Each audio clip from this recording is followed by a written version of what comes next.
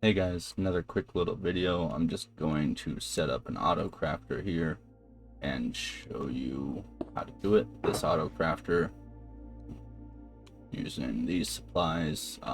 This one's only good for recipes that only require one item.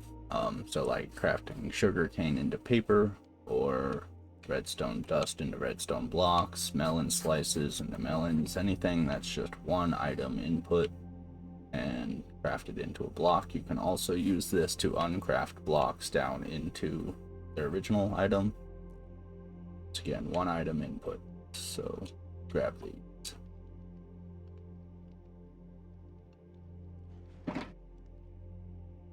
First things first is we're gonna set down an auto crafter. Now let's imagine that you've got your hopper line.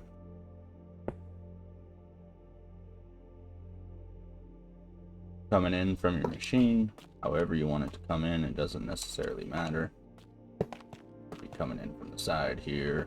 I do believe that it has to come into the top of the auto crafter, although this can be facing any direction. If we wanted it facing downward, the items are going to spit out of the front here regardless.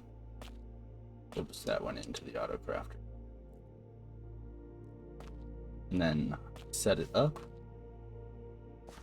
Let's actually bring this up one block real quick.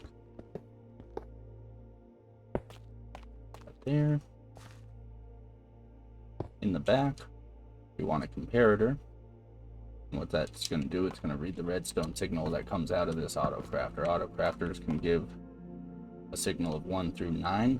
It fills up always from the left straight across all the way down to here, and each slot increases the redstone signal by a strength of 1 until you get to 9 here. But what will happen is we don't want this to craft until it's got everything in there.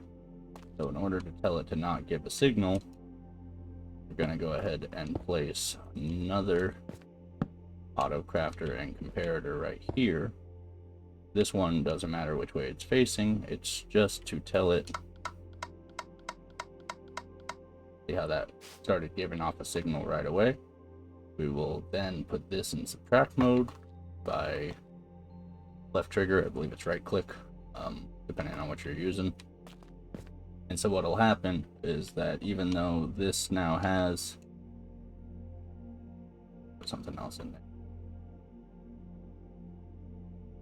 this now has something in there, it is not going to give off a signal because this is subtracting 9 from it. So a signal of 1 minus 9 is -8, so it has nothing to give off. However, if I were to break that, bam, now it's not subtracting the signal, so it is able to give off a signal of 1.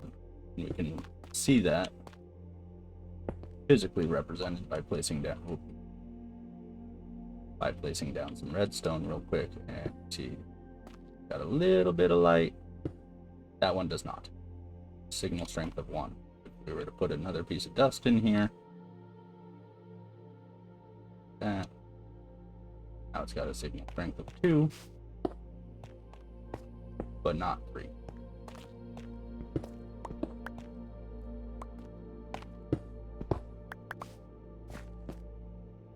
Oh, auto crafter back there.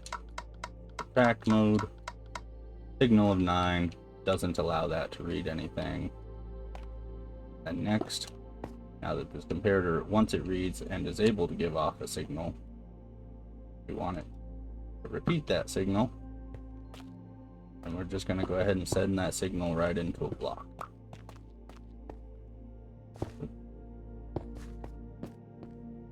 We will then take the signal out of the block and run it back. In order to get past this line, if we were to put a piece of redstone dust here, it's going to connect there. It's going to end up making a solid circle, and I can represent that pretty easily here, I think. See? Now I don't know what to do. It just keeps going in a circle. We don't want that because, well, this isn't set up correctly, so it's not doing it. But it just essentially wouldn't ever stop. It would just sit there flashing forever. So what we need is another repeater here That doesn't allow it to connect. It sends it straight through. And then block here. And a piece of redstone dust there. That redstone dust is going to grab the signal from the repeater. Sorry, let's backtrack.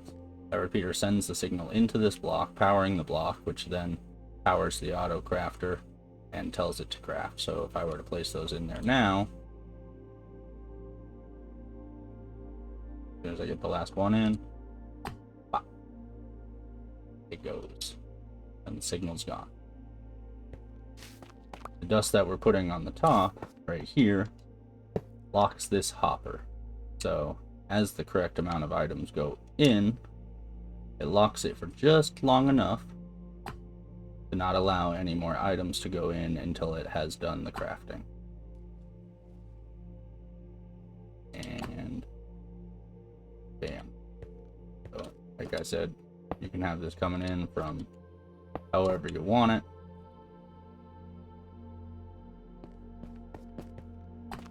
It's still going to do the job. It's important to note that at this point you could put a hopper right there. I wouldn't face it back into it like that. Mistake. And it would spit it directly into the hopper, or you could put barrel, chest, dropper, dispenser, anything along those lines directly in front of it, and it's going to actually spit it right into it. Problem with this is that once this chest is full, this will keep spitting and it will just kind of be floating here. So it's good to have a sorting system or a hopper line or something figured out coming out of the auto crafter into your storage chests, of course. But for this instance, this is going to work fine for us. And we're going to go ahead and uncraft all these blocks. So in order to do that, we just have to lock the spaces that are not required for the recipe, leaving just this one open. And then I can go ahead and put the redstone blocks in there, and we will see it is going ahead and just bam, only allowing one block in at a time because it's locking the hopper above it. Each time it does send the pulse, putting it in there, but it's only allowing one out. And then they are all just casually going into the chest. Once again, go ahead and reverse this.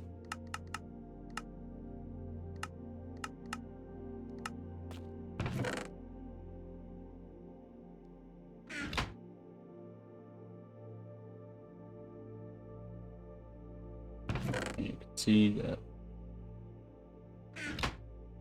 as it fills, crafts it right away.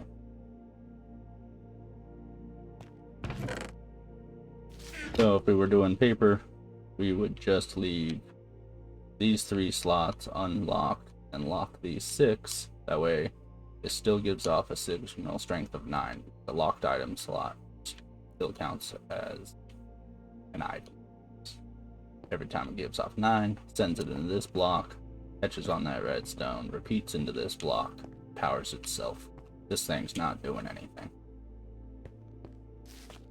And that's the long and short of it. It gets a lot more complicated when you're doing 2, 3 plus item recipes, which would require an entirely different video.